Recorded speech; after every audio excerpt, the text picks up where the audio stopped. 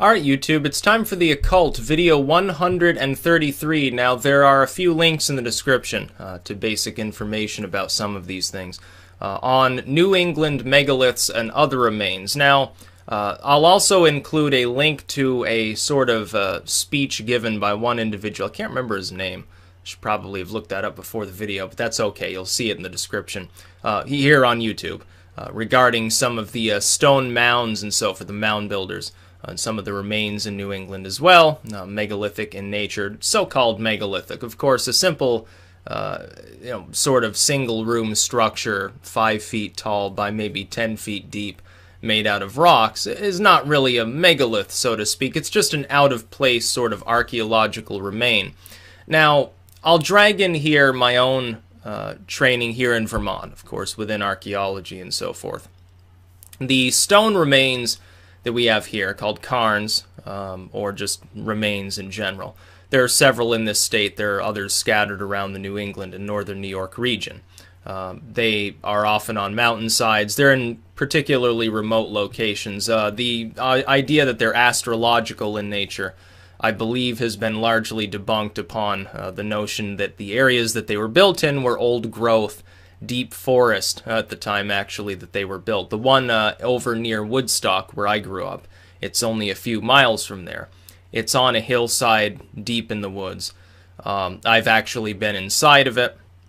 It's not a colonial remain. It's not associated with any colonial remnants of European culture that were anywhere near the area. The nearest sort of colonial buildings that you'd find would be miles and miles away, so it wasn't exactly being used at that time. And some of these remains were already documented earlier on anyway by people. They were coming here for, maybe the first time and found these remains, these sort of stone rooms, you could call them. Essentially what they're comprised of. You have a doorway, simple lintel structure, rectangular.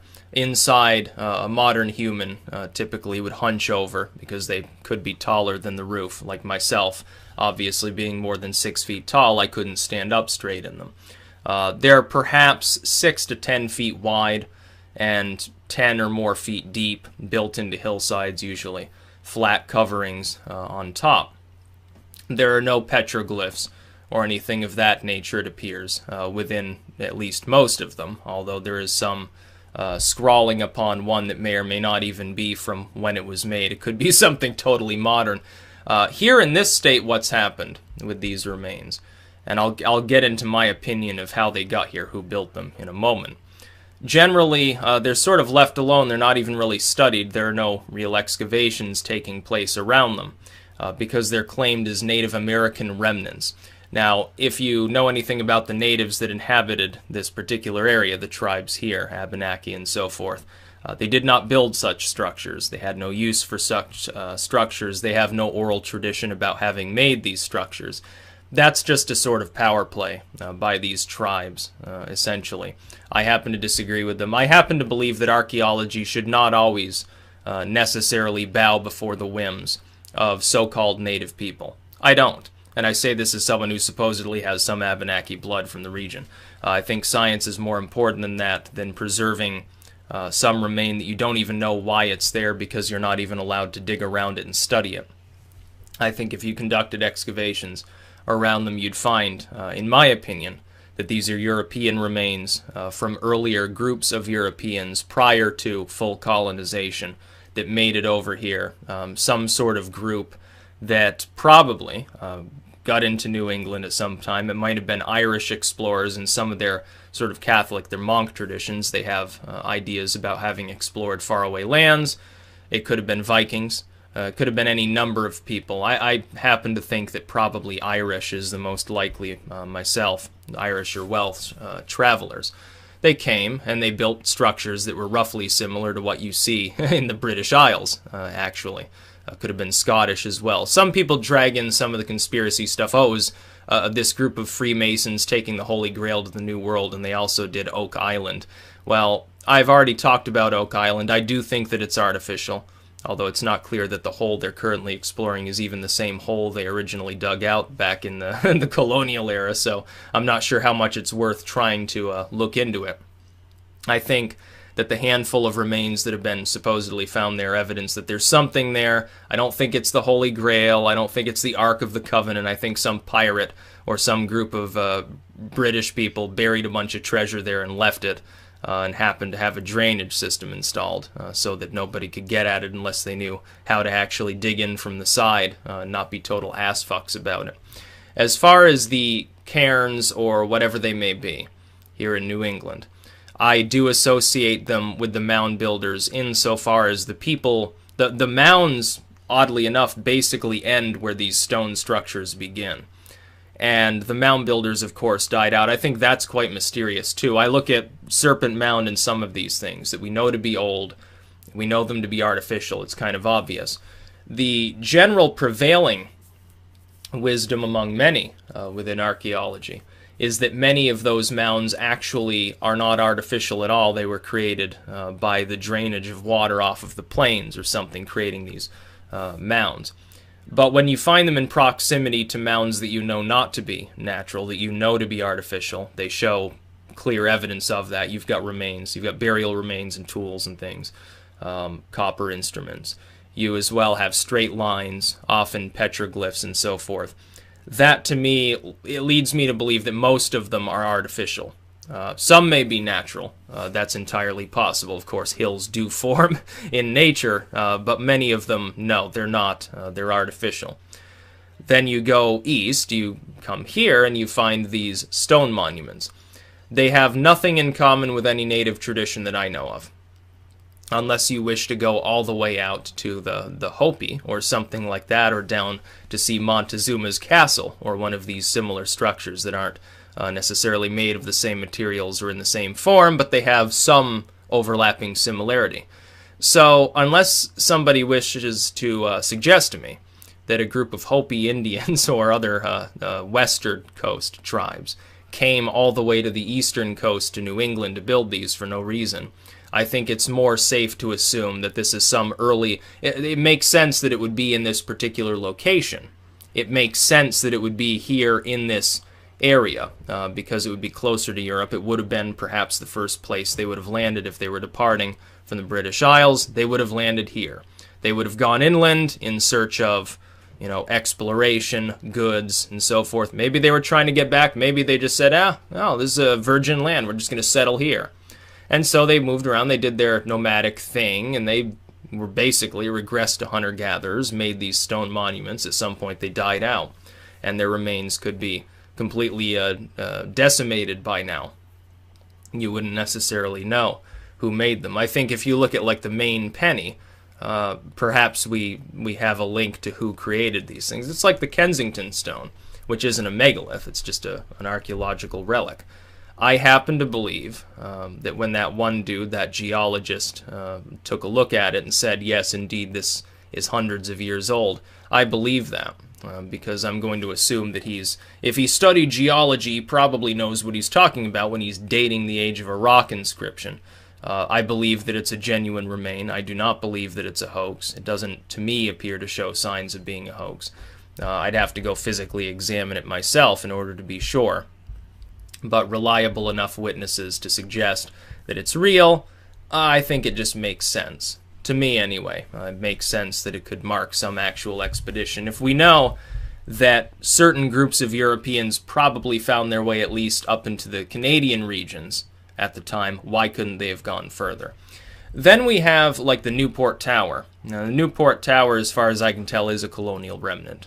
It's not antiquated at all. It's just the base of a once perhaps larger tower that happens to have been placed there. I don't think it has anything, again, to do with like the Holy Grail stuff.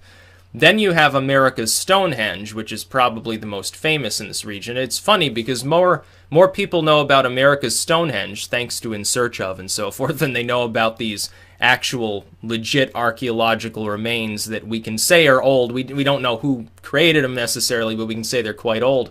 America's Stonehenge, to me, the ritual altar that people speak of there was probably indeed just a spot for butchering animals and draining the blood or making soap or whatever.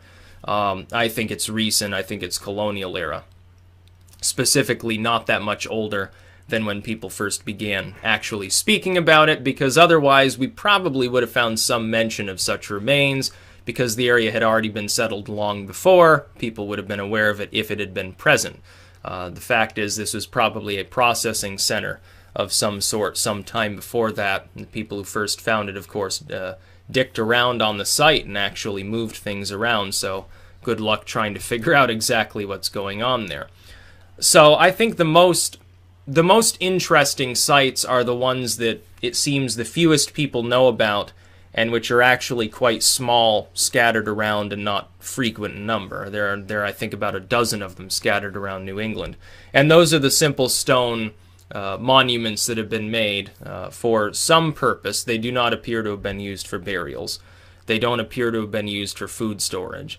They don't appear to have had an astronomical purpose. So who built them and why?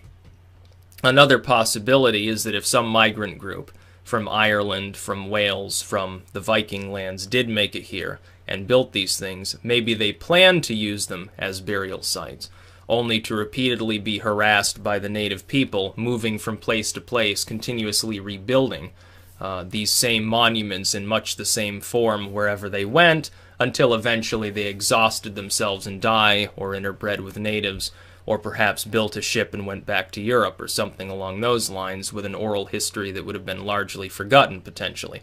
It's entirely possible that that's the case, but I look to a European explanation for these stone monuments. I do not believe that they're native in origin. The Native Americans around here weren't building that sort of thing.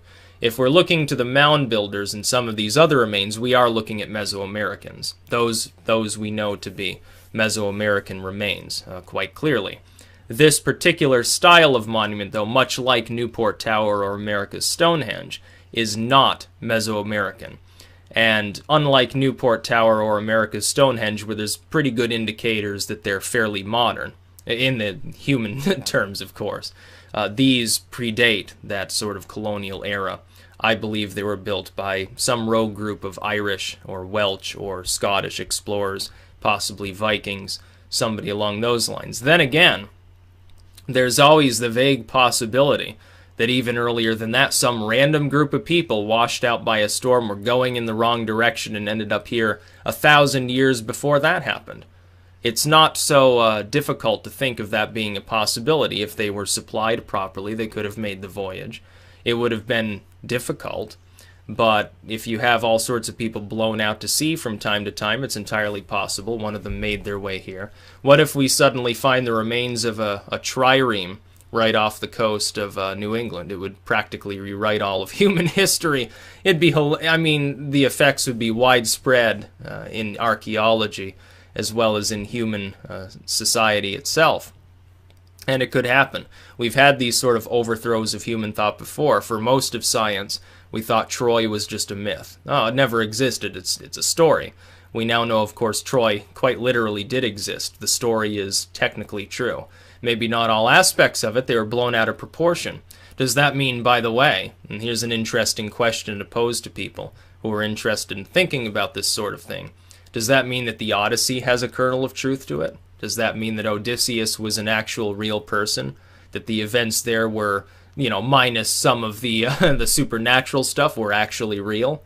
That he did travel all around, being lost from place to place due to poor weather and other problems, and all of these things actually happened?